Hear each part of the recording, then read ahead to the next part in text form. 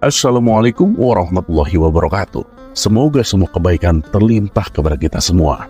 Amin ya rabbal alamin. Dikisahkan Baginda Raja menunjuk kawannya untuk menjabat sebagai gubernur di kota Abu Nawas. Tapi sayangnya, orang yang ditunjuk ini menyalahgunakan jabatannya dengan sewenang-wenang. Ia memerintahkan para prajurit untuk menangkap para sastrawan yang dianggap pintar. Setelah beberapa sastrawan berhasil ditangkap, mereka dihadapkan kepada gubernur yang baru itu. Satu persatu dari mereka ditanya oleh sang gubernur. "Menurutmu, saya ini gubernur yang adil atau zalim?" Sastrawan pertama pun menjawab, "Anda ini adalah gubernur yang zalim." Sang gubernur pun terperanjat dengan jawaban tersebut. "Apa alasanmu?" tanyanya. "Karena Anda telah menangkap kami tanpa sebab," jawab sastrawan pertama. "Oh, prajurit, masukkan dia ke dalam penjara. Besok dia harus dihukum mati," kata sang gubernur. Sastrawan berikutnya pun dipanggil dan diberi pertanyaan yang sama. "Menurutmu, saya ini gubernur yang adil atau zalim?" "Tuanku adalah gubernur yang adil," jawab sastrawan kedua. "Apa alasanmu?" tanya sang gubernur. "Karena tuanku sangat memperhatikan rakyatnya," jawab sastrawan kedua. "Wah, kamu pembohong. Prajurit, masukkan dia ke dalam penjara. Besok dia juga harus dihukum mati," kata sang gubernur. Dan begitulah seterusnya. Apabila dijawab adil ataupun zalim, sang gubernur pun tetap memberikan hukuman mati. Kemudian beberapa sastrawan yang belum tertangkap mendatangi rumah Abu Nawas. "Tolonglah kami Abu Nawas, beberapa kawan kami dijatuhi hukuman mati," kata mereka penuh kekhawatiran. Abu Nawas pun terkejut mendengarnya. "Kenapa gubernur kita melakukan hal itu? Bagaimana ceritanya?" tanya Abu Nawas heran. "Kami sendiri juga tidak tahu Abu Nawas. Tanpa sebab gubernur yang baru itu menangkap para sastrawan di kota kita. Lalu mereka ditanya satu persatu, apakah dia itu gubernur yang adil atau zalim. Dan bila jawabannya zalim, akan dihukum mati.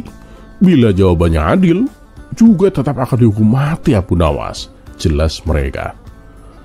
"Wah, pasti gubernur itu sakit.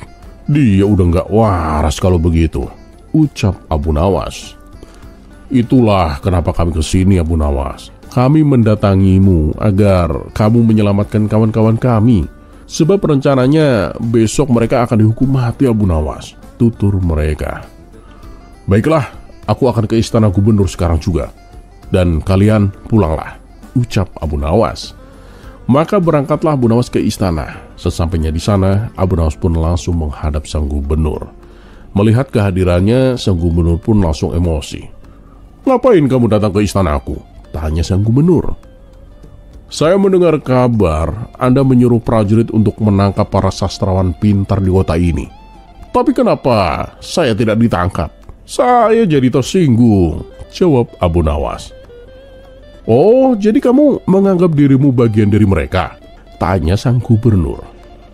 "Tentu saja. Masyarakat di kota ini tahu siapa saya. Saya adalah sastrawan terpandai di kota ini," balas Abu Nawas. "Baiklah, Algojo, tangkap Abu Nawas dan penggal lehernya," perintah sang gubernur. Tunggu dulu. Sebelum leherku dipenggal, perintahkan Algojomu agar jangan sampai merusak rambutku. Sebab aku baru saja keluar dari tukang cukur," timpal Abu Nawas. Mendengar itu, sang gubernur pun langsung tertawa. "Itulah jiwa kesatria yang aku kagumi darimu. Aku mengampunimu Abu Nawas," kata sang gubernur.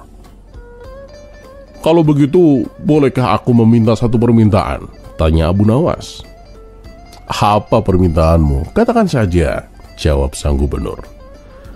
"Saya juga minta pengampunan untuk kawan-kawanku, para sastrawan yang pintar itu," pinta Abu Nawas. Sang gubernur pun terdiam sejenak lalu bertanya, "Baiklah, aku akan mengabulkan permintaanmu itu. Tapi ada syaratnya. Kamu harus bisa menjawab 3 pertanyaanku." "Baiklah, Tuan Gubernur, saya siap menjawabnya," sahut Abu Nawas. "Menurutmu, Aku ini gubernur yang adil atau zalim? Tanya sang gubernur.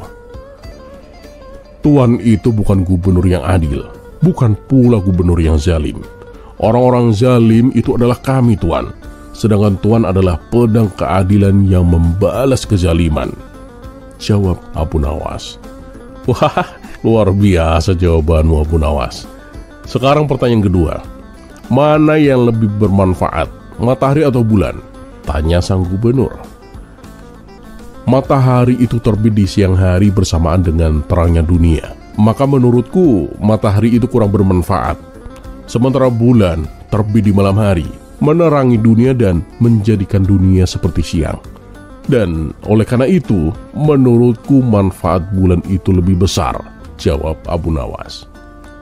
Sang gubernur pun tertawa dengan jawaban Abu Nawas. Meskipun nyeleneh, tapi ya masuk akal juga. Baiklah Abu Nawas, baiklah. Sekarang pertanyaan yang terakhir. Menurutmu, angin itu warnanya apa? Warna angin itu merah, Tuan, jawab Abu Nawas enteng. Lah, apa alasanmu? Tanya sang gubernur. Tuan, kalau kita masuk angin, lalu badan kita dikerok, pasti akan muncul warna merah pada tubuh kita. Itu menunjukkan kalau anginnya sedang keluar. Berarti warna angin itu adalah merah, Tuan, jawab Abu Nawas. Dan untuk kesekian kalinya, sang gubernur pun tertawa terpinggal-pinggal. Kamu memang cerdik, Abu Nawas.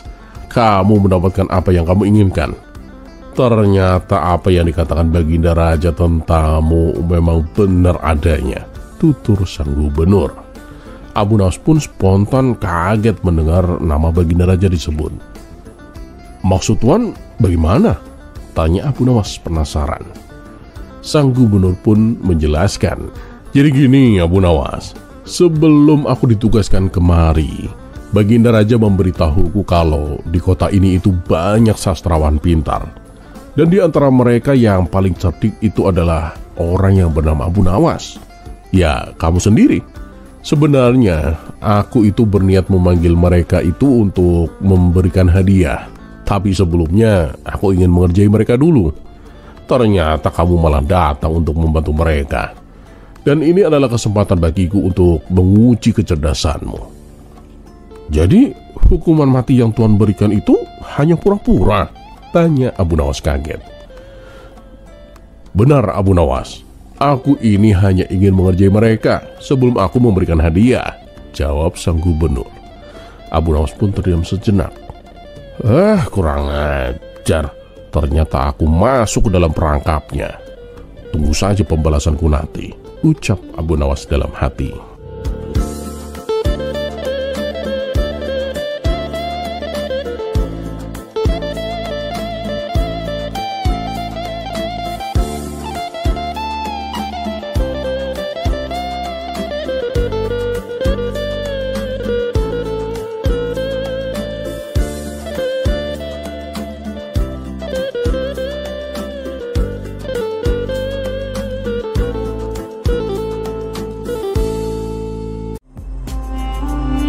Kisah selanjutnya.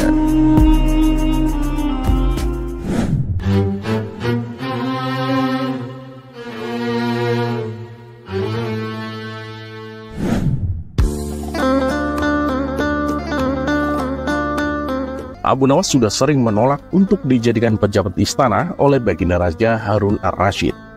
Bukan karena dia tak butuh uang. Ini lebih kepada Abu Nawas muak dengan kehidupan para pejabat yang penuh dengan intrik, konspirasi, dan perbuatan yang kurang terpuji. Dan memang, Abu Nawas lebih suka membantu orang-orang kecil yang terkena masalah. Apalagi kalau bermasalah dengan seorang pejabat. Dan tak tanggung-tanggung, bila memakai ucapan tak berhasil, Abu Nawas tak segan-segan bermain fisik. Bahkan Abu Nawas berani meminta makhluk astral untuk membantunya. Seperti pada kisah kali ini, Abu Nawas meminta bantuan kepada malaikat untuk memberikan pelajaran kepada seorang pejabat yang bejat. Dan kisah ini berawal dari adanya seorang pencuri di kota Baghdad. Si pencuri itu sebenarnya sering tertangkap oleh warga. Namun anehnya, ia tidak pernah jera dengan perbuatannya. Suatu hari ia mencuri di rumah salah seorang saudagar kaya raya. Ketika sedang menjarah barang-barang berharga, dia kepergok oleh si pemilik rumah. Saudagar kaya tersebut langsung berteriak minta tolong. Mendengar ada teriakan, para warga langsung berlari menuju rumah saudagar kaya itu. Mereka lalu mengepung si pencuri agar tak bisa melarikan diri. Tapi anehnya, si pencuri tampak terlihat tenang. Dia sama sekali tidak ada niat kabur. Justru ia menghampiri warga yang mengepungnya. Tentu saja warga langsung membekuknya. Bahkan ada beberapa orang yang hendak memukuli, dan ada juga yang ingin melemparinya dengan batu. Di saat itulah dengan ajaib datang menteri istana untuk mengamankan si pencuri. Kalian tidak boleh main hakim sendiri. Jangan sampai ada yang memukul si pencuri ini, apalagi melemparinya dengan batu, teriak Tuan Menteri kepada para warga. Tapi Tuan, dia sudah sering mencuri. Kami sudah sangat geram dengan ulahnya. Biarlah kami memukulinya, biar kapok dia, sahut salah seorang warga. Kita lempari batu saja kepalanya, biar nggak meresahkan warga, timpal warga lain. Melihat emosi warga yang mulai tak terbendung, Tuan Menteri lalu berkata, "Silakan, kalian boleh memukul atau melempar batu ke pencuri ini. Tapi ada syaratnya." "Apa syaratnya Tuan? Kami sudah nggak sabar mengajarnya," tanya para warga penasaran. "Syaratnya, siapapun yang tak pernah memiliki kesalahan boleh memukulinya. Tapi ingat, kalau sampai ada orang yang memukuli si pencuri ini, sedangkan dia sendiri pernah melakukan kesalahan, aku tak segan-segan akan menghukumnya," kata Tuan Menteri menjelaskan dengan persyaratan tersebut. Para warga hanya terdiam. Sebab mana mungkin ada manusia yang tidak punya salah. Bahkan anak kecil pun pernah melakukan kesalahan. Akhirnya para warga membubarkan diri. Sementara si pencuri dibawa oleh Tuan Menteri dengan dalih akan diproses di pengadilan. Tapi kenyataannya di tengah jalan si pencuri malah dibebaskan dan disuruh pulang. Dan usut punya usut, ternyata si pencuri itu masih mempunyai ikatan saudara dengan Tuan Menteri. Ponakannya mungkin, sepupunya, atau apalah. Yang jelas si pencuri itu masih saudaranya Tuan Menteri. Beberapa hari kemudian, si pencuri ini kembali beraksi. Dan setiap kali tertangkap warga, Tuan Menteri selalu datang menolong. Begitulah seterusnya. Sampai-sampai ketika ada aksi pencurian, warga sudah enggan menggubrisnya. Jangankan mengepung, mengejar, atau menangkapnya. Berteriak minta tolong pun warga sudah bosan. Karena percuma, ujung-ujungnya si Tuan Menteri datang bak pahlawan kesiangan mengamankan si pencuri dengan dalih tidak boleh main hakim sendiri dan akan diproses di pengadilan. Hingga pada suatu ketika, si pencuri nekat menyatroni rumah Abu Nawas. Karena ia tahu saat itu Abu Nawas baru saja mendapat hadiah emas dari Baginda Raja. Ketika si pencuri masuk ke rumah dan hendak mengambil emas tersebut, Abu Nawas keburu memergokinya. "Woi maling, kurang ajar," ucap Abu Nawas. Bukannya kabur, si pencuri malah dengan santai tenang berjalan lewat depan Abu Nawas dan akan keluar meninggalkannya. Tentu hal ini membuat Abu Nawas bertambah emosi. Abu Nawas langsung memukul dan membekuknya. Si pencuri pun berteriak kesakitan. Mendengar ada kegaduhan di rumah Abu Nawas, warga-warga pun segera berdatangan. "Ada apa nih Abu Nawas?" tanya salah satu warga. "Orang ini mencuri di rumahku," jawab Abu Nawas. "Lagi-lagi dia, gak ada kapoknya," ucap salah satu warga. "Percuma ditangkap, tak lama lagi juga pasti dibebaskan sama si menteri," ujar warga yang lain. "Udah, kita gebukin aja rame-rame sebelum si menteri itu datang," sahut warga yang lain. Tapi sayangnya niat tersebut tak terlaksana, sebab Tuan Menteri dan para pengawal segera mendatangi rumah Abu Nawas. Tuan Menteri lalu mengamankan si pencuri dengan melepaskannya dari tangan warga. Si pencuri kini berdiri di samping Tuan Menteri. "Sudah aku peringatkan berkali-kali, kalian ini tidak boleh main hakim sendiri. Kalau ada yang berani menyakitinya, Aku nggak segan-segan menghukum kalian, ancam Tuan Menteri kepada para warga. Tapi silahkan, siapa saja yang tidak pernah memiliki kesalahan selama hidupnya boleh memukul atau melempar batu ke pencuri ini. Ayo silahkan, kalau kalian memang merasa suci, bentak Tuan Menteri. Mendengar itu, para warga pun terdiam seketika. Tapi tidak bagi Abu Nawas. Diam-diam ia mengambil 2 batu besar lalu dilemparkan ke atas secara bersamaan. Saat 2 batu tersebut kembali turun, masing-masing mengenai kepala si pencuri dan Tuan Hakim. Sontak si pencuri langsung pingsan jatuh tersungkur. Dari kepalanya keluar darah mancur bercucuran. Begitu juga dengan Tuan Menteri. Meski tidak pingsan, dia mengalami sakit yang luar biasa di kepalanya, hingga bercucuran darah yang cukup banyak. "Kurang ajar, siapa yang berani melempar batu?" teriak Tuan Menteri penuh emosi. Dikarenakan takut menjadi sasaran amukan Tuan Menteri, orang-orang di sana lalu menunjuk bahwa Abu Nawaslah pelakunya. "Kurang ajar kau, Abu Nawas. Akan aku hukum berat kamu," bentak Tuan Menteri. "Loh, salahku di mana? Kok tiba-tiba aku dihukum?" tanya Abu Nawas berpura-pura. "Lancang kamu, Abu Nawas, berani melempari kepalaku dengan batu," jawab Tuan Menteri. "Oh itu, Anda kan tadi mengatakan sendiri, siapapun yang tidak pernah bersalah selama hidupnya boleh melempari si pencuri dengan batu," balas Abu Nawas. "Jadi kamu merasa kamu tak pernah berbuat salah? Hah? Jangan sok suci kamu, Abu Nawas," hardik Tuan Menteri. "Justru itu, aku ini memang pernah berbuat salah. Makanya aku minta bantuan malaikat langit. Aku berikan dia 2 batu dengan melemparkannya ke atas. Ketika malaikat itu melemparkannya ke bawah, ternyata yang kena bukan hanya si maling ini, tapi Anda juga ikut kena. Mungkin malaikat langit lebih tahu bila selama ini Anda bersekongkol dengan si maling ini," kata Abu Nawas. Mendengar itu, Tuan Menteri tidak bisa berkata apa-apa, tapi memendam amarah kepada Abu Nawas. Tuan Menteri ingin menghukumnya saat itu juga, karena perkataan yang diucapkan Abu Nawas hanya dibuat-buat. Belum sempat Tuan Menteri memerintahkan pengawal untuk menangkap, tiba-tiba Abu Nawas berkata lagi, kalau sampai besok dia kedapatan mencuri lagi, dan Tuan Menteri menolongnya dengan alasan akan mengamankannya, batu ini bukan hanya aku berikan kepada malaikat langit, tapi akan aku berikan juga kepada Baginda Raja, ancam Abu Nawas.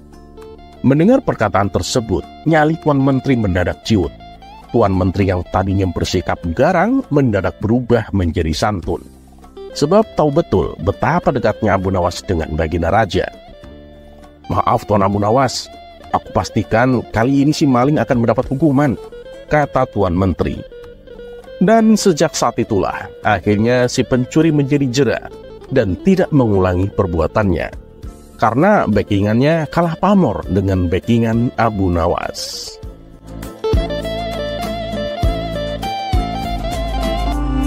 Kisah selanjutnya.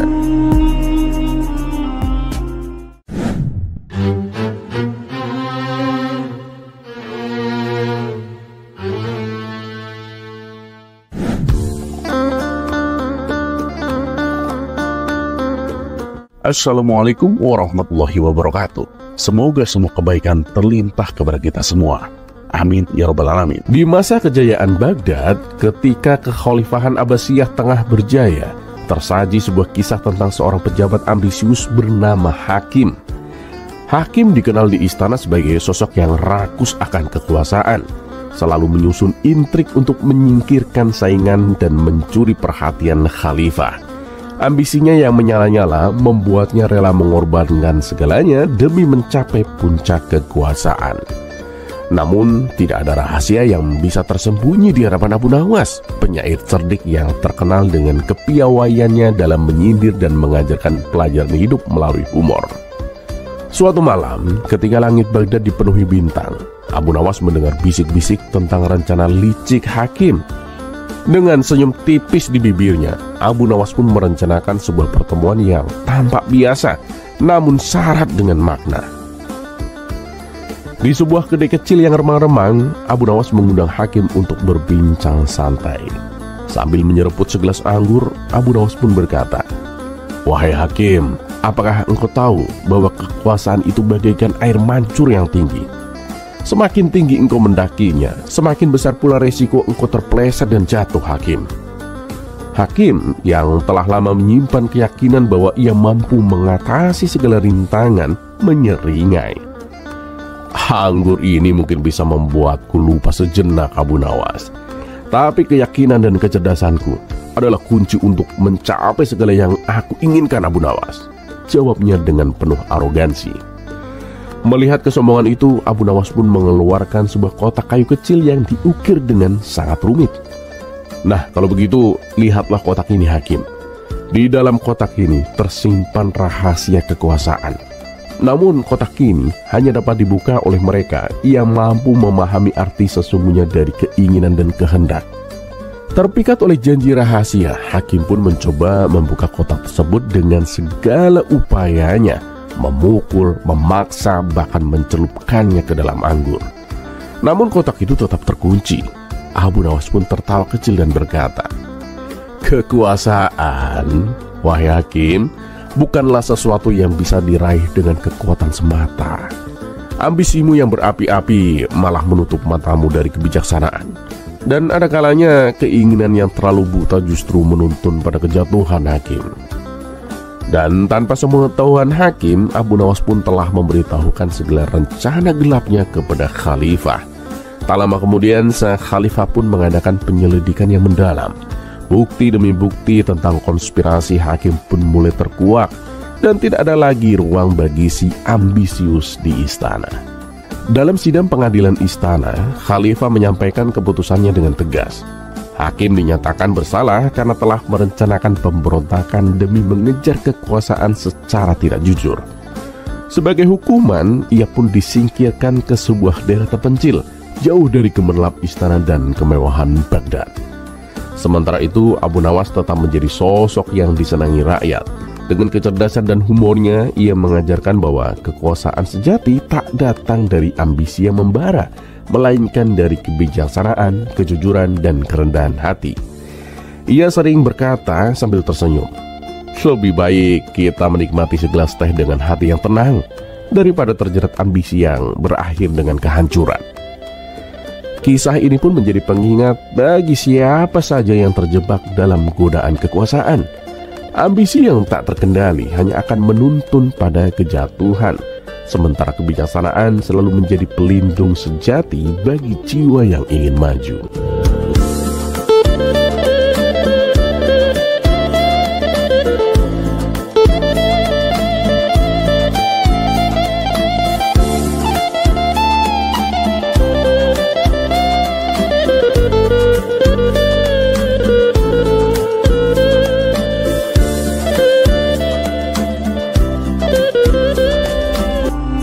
Kisah selanjutnya.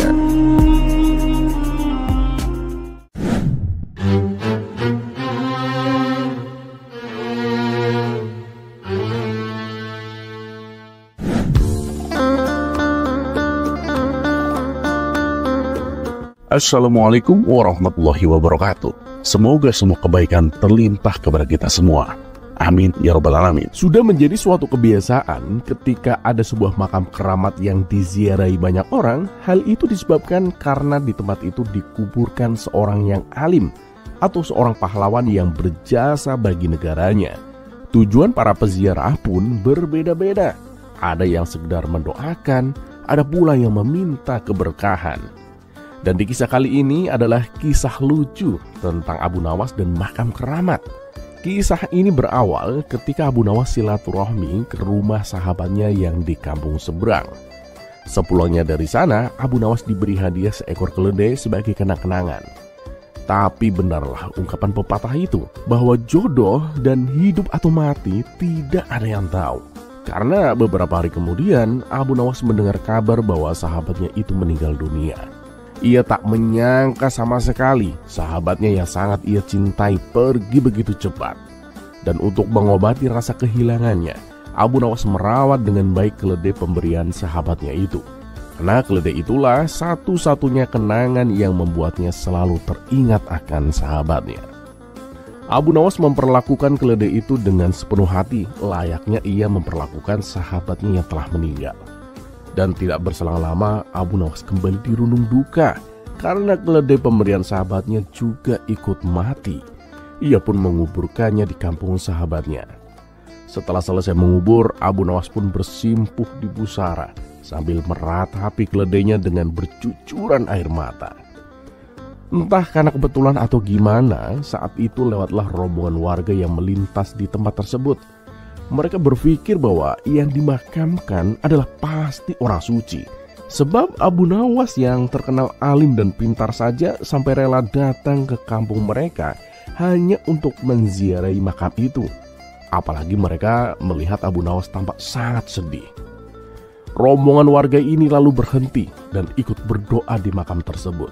Ada yang meminta keberkahan, ada pula yang berdoa agar hajatnya terkabul.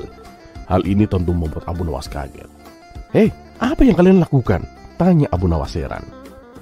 "Kami juga ingin mendapatkan berkah sepertimu. Kami yakin kalau makam ini bukan makam orang sembarangan," jawab mereka. Abu Nawas pun bertambah kaget. Ia lalu memberitahu bahwa kuburan tersebut bukanlah kuburan siapa-siapa, melainkan kuburan keledai miliknya. Namun mereka tak mempercayainya sama sekali. "Mana mungkin ini makam keledai? Lah buktinya kamu sampai sebegitu sedihnya. Kamu pasti ingin mencari keuntungan dari makam ini hanya untuk dirimu sendiri," ujar mereka. Abu Nawas sudah berkali-kali meyakinkan mereka, tapi mereka tidak menghiraukannya. Dan akhirnya Abu Nawas pun kewalahan dan menyerah, lalu meninggalkan kampung tersebut. Bertahun-tahun kemudian, Abu Nawas diajak kawannya jalan-jalan ke kampung tempat keledainya dimakamkan. Sesampainya di sana, mereka heran melihat banyak orang mengunjungi sebuah makam. Ratusan orang terlihat antri untuk menziarahi makam tersebut. Abu Nawas dan kawannya pun penasaran. "Hei tuan, makam siapa yang kalian kunjungi ini?" tanya Abu Nawas kepada seseorang. "Oh, itu makam keramat tuan," jawab orang itu singkat. "Ayo Abu Nawas, kita ke sana. Aku jadi penasaran," ajak kawannya. Ketika sampai di makam tersebut, betapa terkejutnya Abu Nawas karena ia sangat mengenali makam itu. Spontan Abu Nawas pun tertawa terpingkal-pingkal. Abu Nawas, kenapa kamu tertawa? Apa ada yang lucu?" tanya kawannya heran. "Kamu tahu nggak makam itu punya siapa?" tanya Abu Nawas. "Lah memangnya kamu tahu?" tanya kawannya balik. "Ya tentu sajalah, aku sangat mengenali makam itu," jawab Abu Nawas sambil tertawa. Abu Nawas pun mulai menceritakan kisah tentang makam itu kepada sahabatnya. Mendengar cerita itu tentu kawannya ikut tertawa terpingkal-pingkal. Dan tentu saja tingkah laku mereka membuat para peziarah merasa terganggu dan menganggap mereka mengolok-olok makam keramat. Orang-orang itu lalu menegur Abu Nawas agar menjaga sikap. Tetapi Abu Nawas justru tertawa lebih keras. Hal ini membuat orang-orang emosi dan hendak memukulinya. Tunggu dulu, jangan cepat emosi. Kalian tahu tidak, makam yang kalian keramatkan itu bukan makam orang alim, tapi makam keledaiku yang mati. Dan aku sendiri yang menguburkannya di sini. Kalau kalian tidak percaya, gali saja kuburan itu. Dan kalau aku berbohong, silakan iris kupingku ini, ucap Abu Nawas. Ada yang percaya dan tentu pula ada yang ragu. Akhirnya mereka pun beramai-ramai menggali makam tersebut. Dan ternyata memang benar. Yang mereka temukan adalah tulang belulang seekor keledai. Salah seorang warga pun bertanya, "Kenapa bisa seperti ini Abu Nawas?" Abu Nawas pun lalu menjelaskan awal mula kisahnya, termasuk alasan keledainya dimakamkan di kampung tersebut. Dan sejak saat itu orang-orang pun sadar dan tidak lagi menganggap makam tersebut sebagai makam keramat.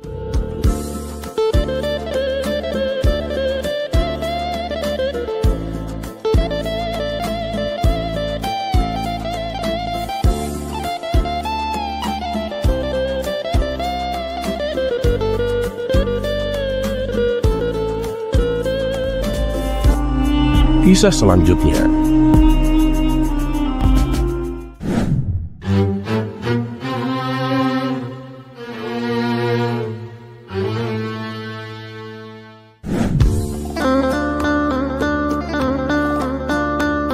Di suatu sore yang cerah, rakyat kerajaan sedang sibuk membahas apakah mereka perlu merayakan tahun baru.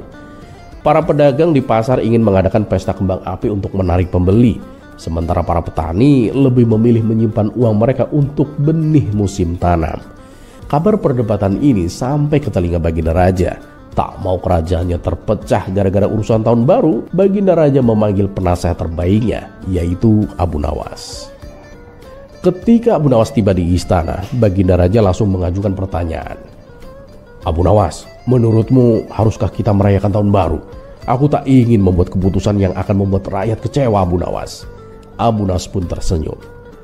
Paduka yang mulia, hamba pikir keputusan ini tidak semudah memilih antara siang dan malam. Izinkan hamba memberikan sebuah ujian kecil kepada rakyat untuk melihat apakah mereka benar-benar membutuhkan pesta tahun baru, Paduka. Baginda Raja pun mengangguk penuh minat. Baiklah Abu Nawas, apa idemu? Abu Nawas pun kemudian mengumpulkan perwakilan dari semua golongan, pedagang, petani, prajurit, dan para bangsawan. Di hadapan mereka, ia meletakkan satu peti besar berisi koin emas di tengah aula istana. Baiklah sahabat-sahabatku, kata Abu Nawas sambil tersenyum lebar.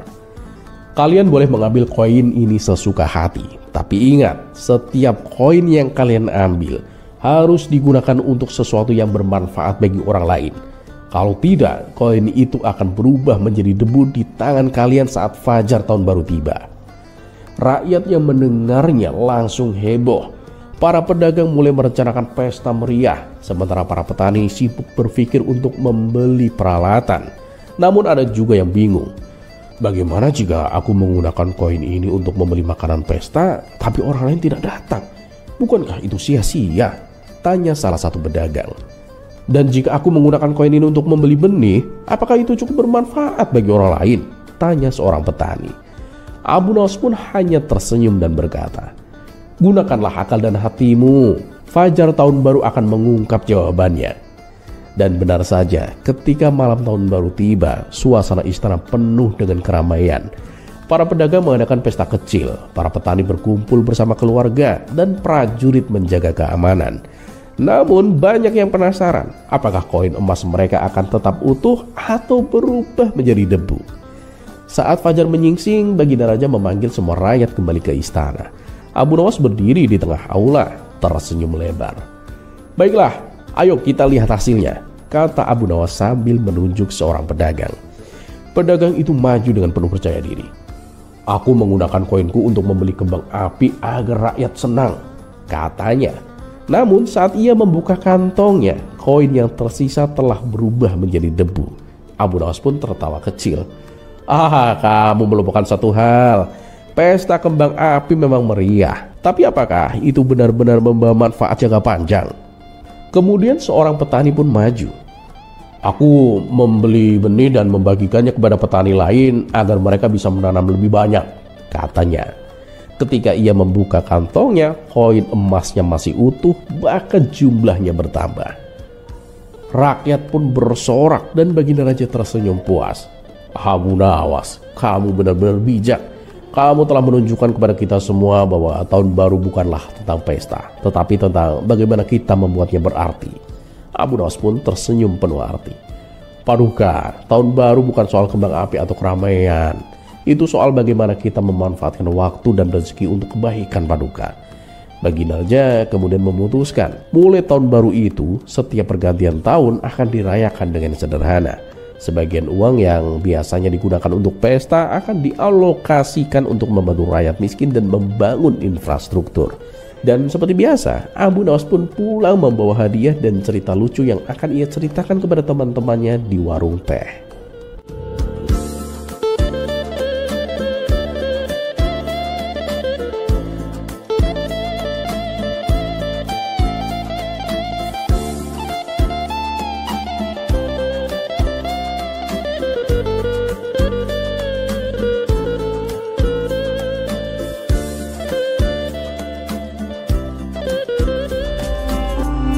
Kisah selanjutnya.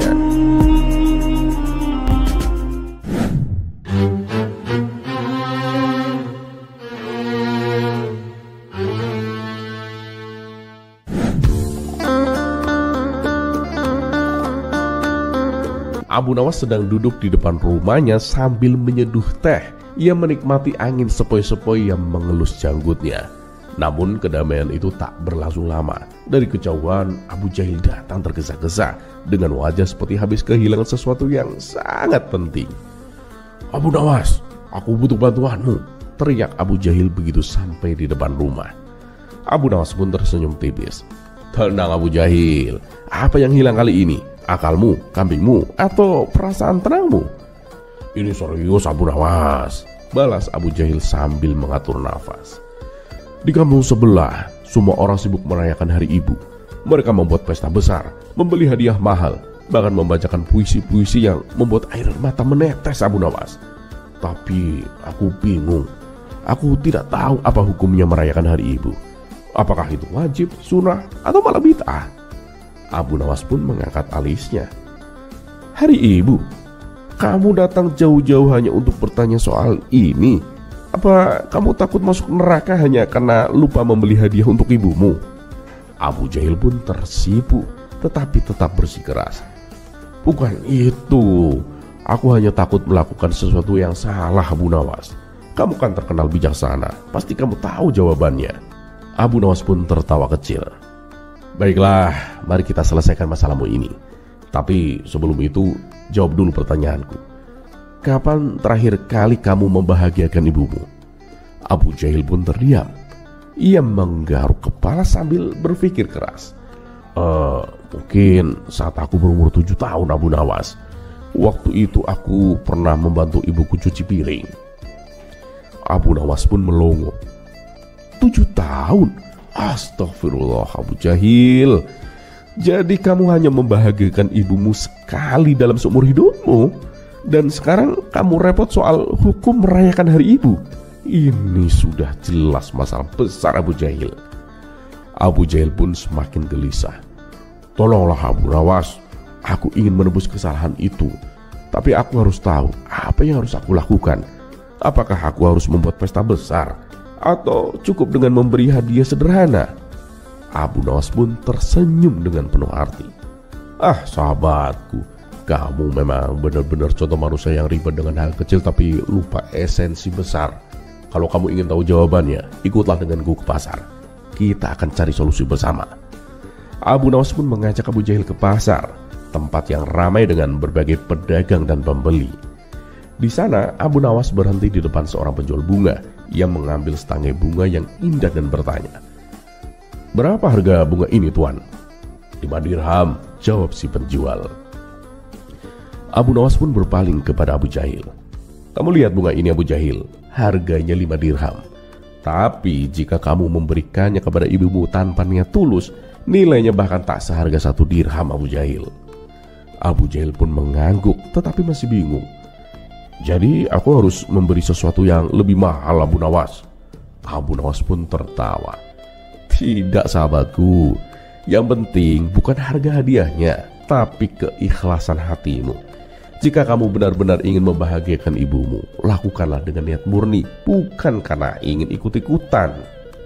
Namun perjalanan mereka tak berhenti sampai di situ. Ketika mereka melewati masjid, mereka melihat sekelompok orang sedang berdebat tentang hukum merayakan Hari Ibu. "Aku bilang itu bid'ah, Nabi tidak pernah merayakan Hari Ibu," kata seorang pria berjubah putih dengan suara lantang. "Loh, tidak salah jika kita menghormati ibu kita, bahkan dengan cara modern sekalipun," balas seorang lainnya. Abu Jahil yang suka ikut campur langsung bergabung dalam debat. "Aku juga bingung, tolong beritahu aku, apa hukum merayakan Hari Ibu?" Abu Nawas yang bijaksana segera melangkah ke depan untuk meredakan suasana. Ia pun berkata, "Wahai saudara-saudaraku, mari kita berhenti sejenak dan merenung. Apakah kita ingin memperdebatkan hukum, ataukah kita ingin mencari cara terbaik untuk membahagiakan ibu kita?" Kerumunan itu pun hening. Abu Nawas melanjutkan, "Merayakan Hari Ibu bukanlah tentang ritual atau aturan, melainkan tentang rasa syukur dan cinta kepada ibu kita.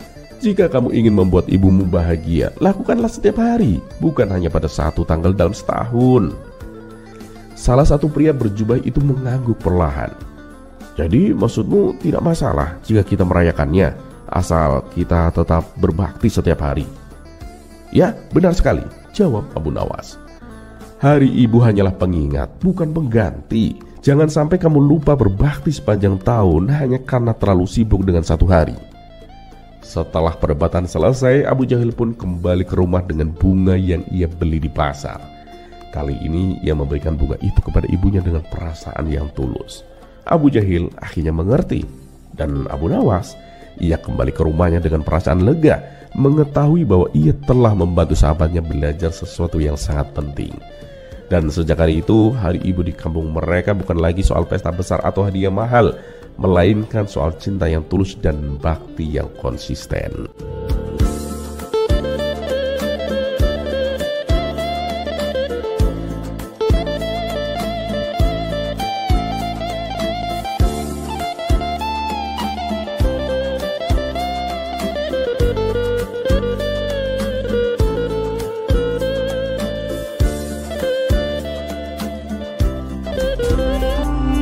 Kisah selanjutnya.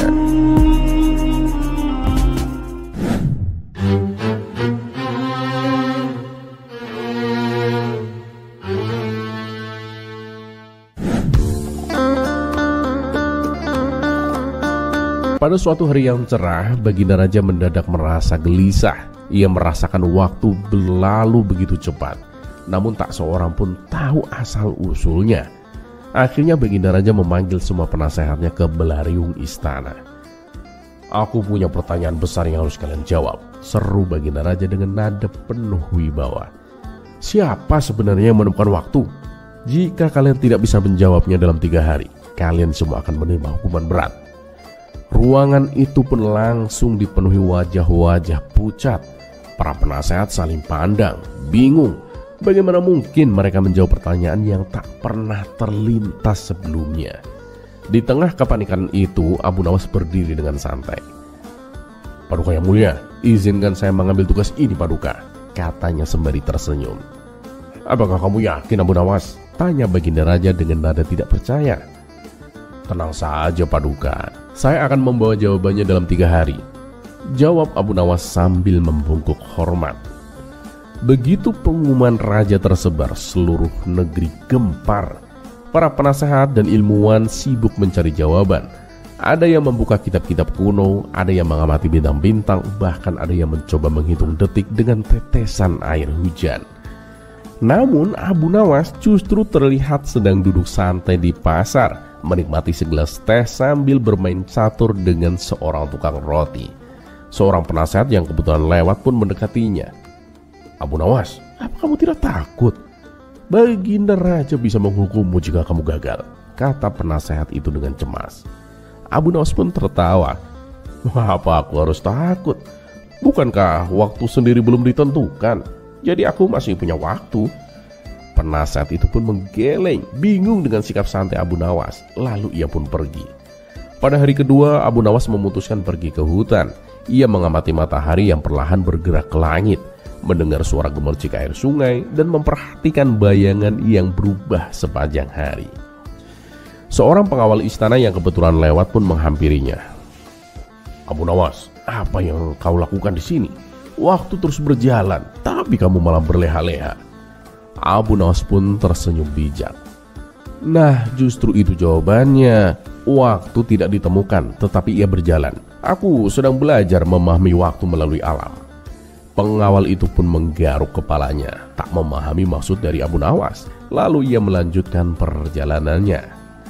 Hari penentuan pun tiba. Semua penasehat dan ilmuwan berkumpul di belariung istana, membawa teori-teori yang rumit. Beberapa membawa peta bintang, jam pasir, bahkan alat-alat aneh yang tidak dimengerti oleh orang lain. Baginda Raja duduk di singgasananya dengan wajah yang serius. Ia menunjuk satu persatu penasehat untuk memberikan jawaban. Seorang penasehat maju dengan membawa buku besar. "Paduka yang mulia, waktu itu ditemukan oleh seorang filsuf besar yang menandai pergerakan bintang-bintang di langit, Paduka," katanya dengan penuh percaya diri. Baginda Raja pun mengernyitkan dahinya. "Jadi waktu hanya ada karena bintang. Lalu apa yang terjadi sebelum bintang ada?" Penasehat itu pun terdiam, tidak bisa menjawab. Penasehat lain mencoba keberuntungannya. Paduka yang mulia, waktu ditemukan oleh para ilmuwan kuno yang menciptakan jam matahari, Paduka. Baginda Raja pun menggeleng. Jam matahari itu kan hanya alat. Lalu siapa yang menemukan waktu sebelum jam itu ada? Satu persatu teori-teori rumit ditolak oleh Baginda Raja. Akhirnya giliran Abu Nawas tiba. Ia maju tanpa membawa apa-apa, hanya senyuman di wajahnya. Abu Nawas, kamu tidak membawa alat atau kitab. Bagaimana kamu bisa menjawab? Tanya Baginda Raja. Abu Nawas pun membungkuk dengan hormat. Ampun Paduka yang mulia, jawaban saya itu sederhana Paduka. Tidak ada yang menemukan waktu, karena waktu sudah ada bahkan sebelum manusia ada Paduka. Waktu itu bukan sesuatu yang ditemukan, melainkan sesuatu yang kita ikuti. Matahari terbit, bulan muncul, hari berganti, itulah waktu Paduka. Baginda Raja pun terdiam. Ia merenungkan jawaban Abu Nawas, lalu tersenyum lebar. Luar biasa Abu Nawas, jawabanmu sederhana tetapi sangat dalam. Kamu sekali lagi telah membuktikan kecerdikanmu Abu Nawas. Sementara itu para penasehat lainnya hanya bisa menghela nafas panjang. Mereka merasa kalah telak oleh pemikiran Abu Nawas yang sederhana tetapi jenius. Setelah hari itu Baginda Raja pun memutuskan untuk tidak lagi memusingkan hal-hal yang tak perlu. Waktu, kata Baginda Raja kepada rakyatnya, bukan untuk ditemukan tetapi untuk dimanfaatkan dengan bijak. Dan seperti biasa Abu Nawas pun pulang dengan hati ringan, membawa hadiah dari Baginda Raja, serta meninggalkan pelajaran yang tak terlupakan bagi semua orang.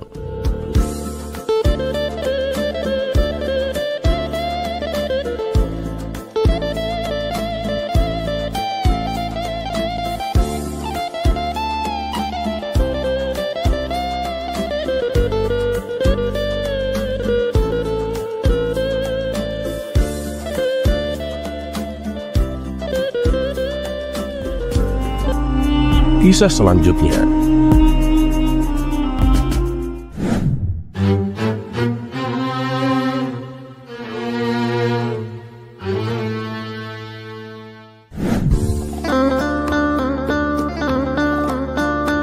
Pada suatu pagi yang cerah di kota Baghdad, Abu Nawas sedang duduk santai di kedai kopi favoritnya. Ia menikmati secangkir kopi hangat sambil mengamati orang-orang yang berlalu lalang. Tiba-tiba ia melihat sekelompok orang yang berkumpul dan tampak berdebat dengan serius. Rasa penasarannya pun muncul dan Abu Nawas mendekati kerumunan itu. Di tengah kerumunan, seorang pria berjenggot tebal sedang berbicara dengan lantang. Rokok itu haram, tidak ada manfaatnya sama sekali dan hanya membahayakan kesehatan, katanya. Seorang pria lain yang tampak sebagai perokok berat dengan sebatang rokok di tangannya membantah. Woi, nggak bisa begitu dong.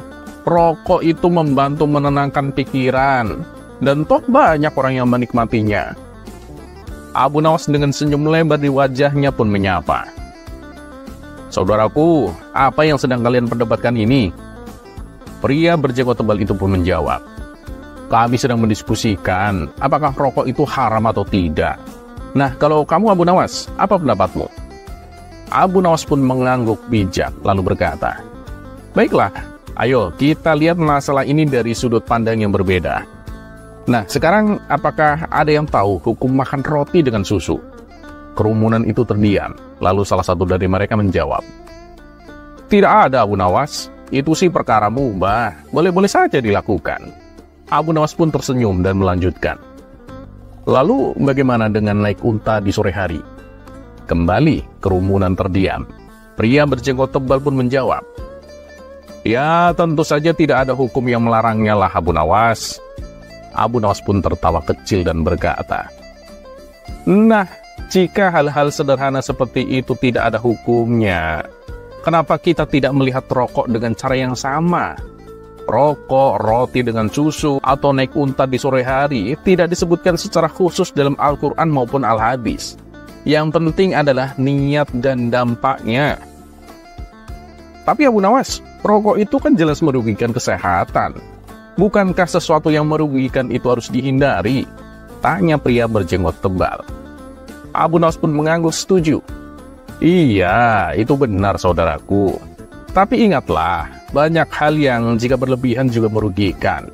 Minum kopi terlalu banyak bisa membuat jantung berdebar-debar. Tetapi apakah kita akan melarang kopi? Pria perokok yang tadi berdebat tersenyum lebar karena merasa didukung oleh Abu Nawas. Tuh, lihat, Abu Nawas saja setuju denganku.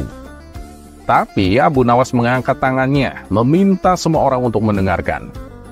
Tunggu dulu, aku belum selesai. Sebaliknya, kita juga harus bijak. Jika kita tahu sesuatu yang tidak baik untuk kita, maka kita harus menguranginya.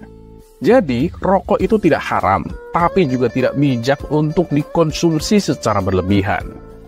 Semua orang terdiam, merenungkan kata-kata Abu Nawas. Dengan nada jenaka, Abu Nawas menambahkan, dan ingat, jika kalian ingin merokok, lakukanlah jauh dari orang yang tidak merokok. Sebab tidak semua orang itu suka roti dengan susu, dan pastinya tidak semua orang juga suka dengan asap rokok. Kerumunan itu tertawa terbahak-bahak. Pria berjenggot tebal dan perokok berat itu pun saling tersenyum, menyadari bahwa mereka bisa bersepakat untuk sependapat dengan cara yang damai dan penuh dengan humor. Kisah selanjutnya.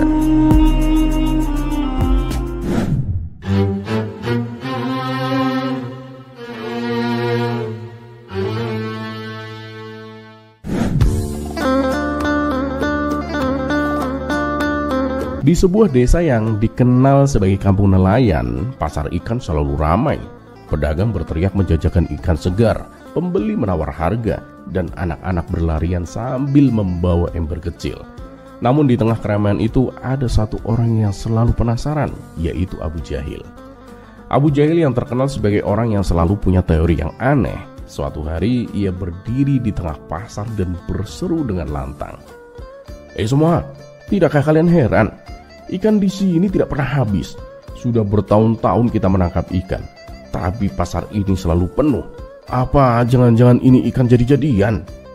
Orang-orang pun tertawa mendengar ucapan Abu Jahil. Salah satu pedagang berkata, Abu Jahil, kamu ini aneh sekali.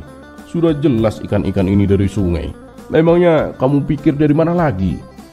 Namun Abu Jahil tetap keras kepala. Oh, tidak mungkin. Sungai itu kan tidak sebesar lautan. Tapi anehnya ikannya tidak pernah habis. Aku yakin ada yang menciptakan ikan-ikan ini secara ajaib. Aku harus cari tahu. Merasa tak puas, Abu Jahil pun mendatangi sahabatnya, Abu Nawas. Ia berharap Abu Nawas bisa memberikan jawaban yang memuaskan rasa ingin tahunya.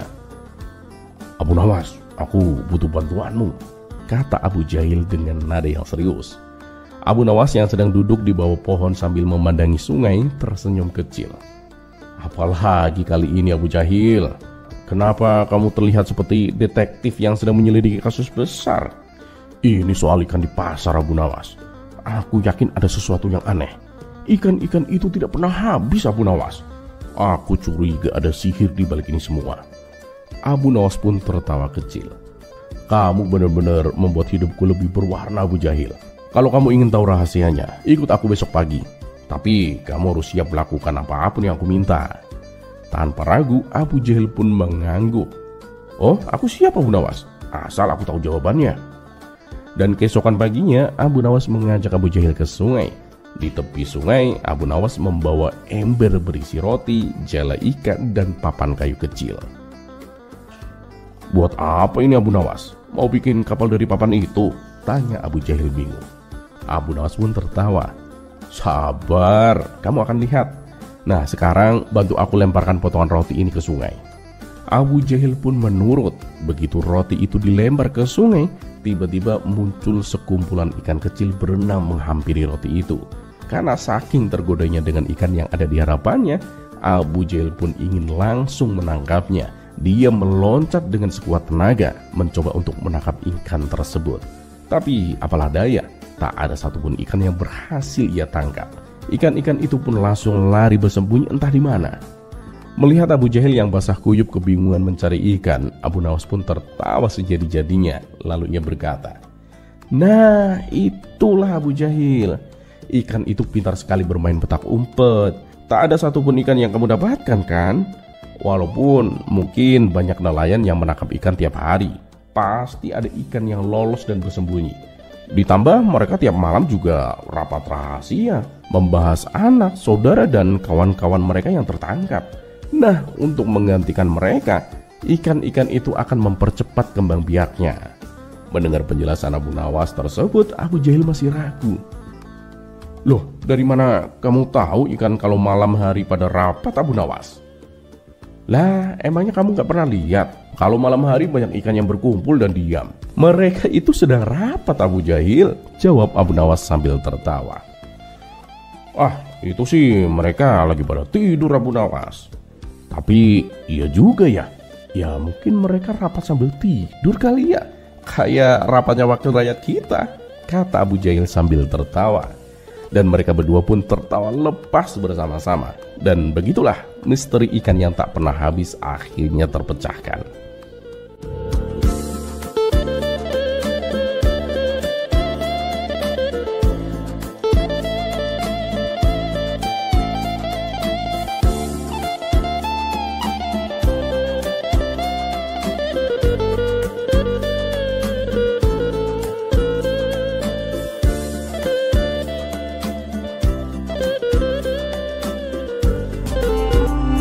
Kisah selanjutnya.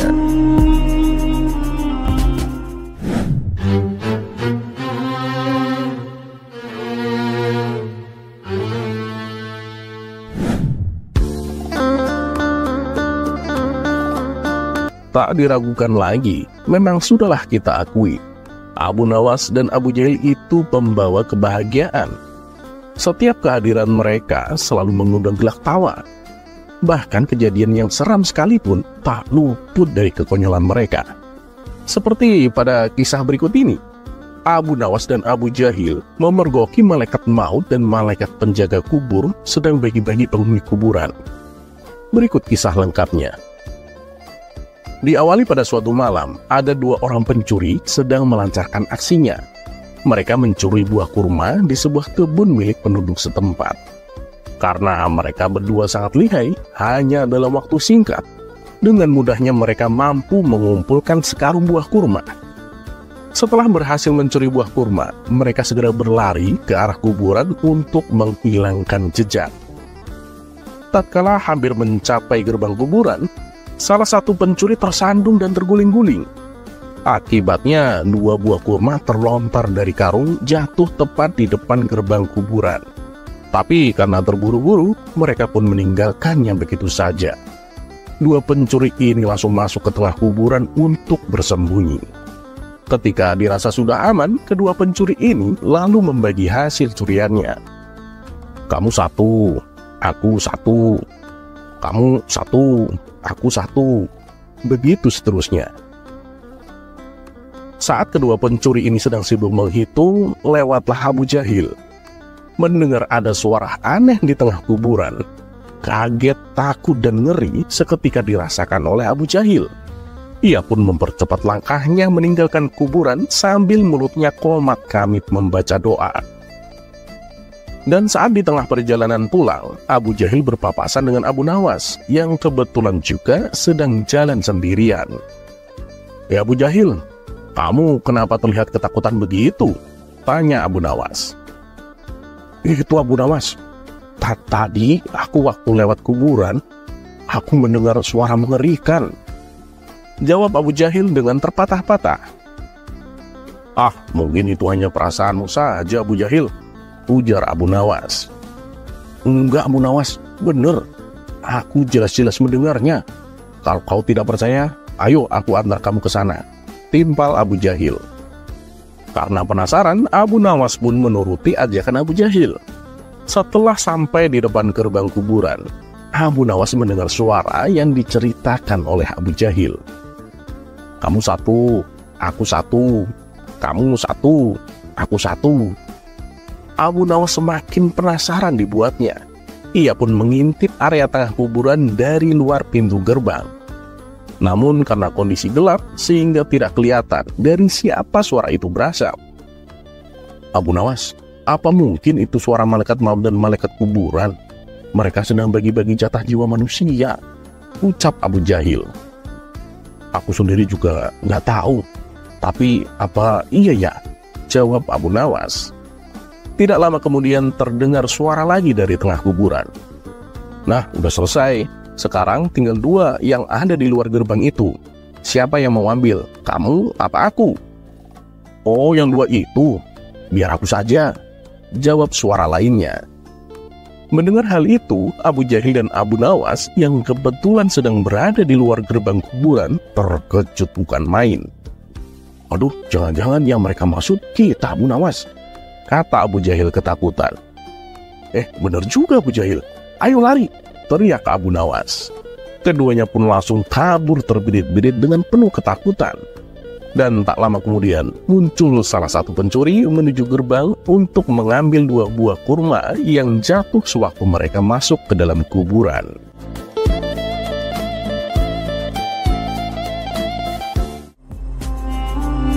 Kisah selanjutnya.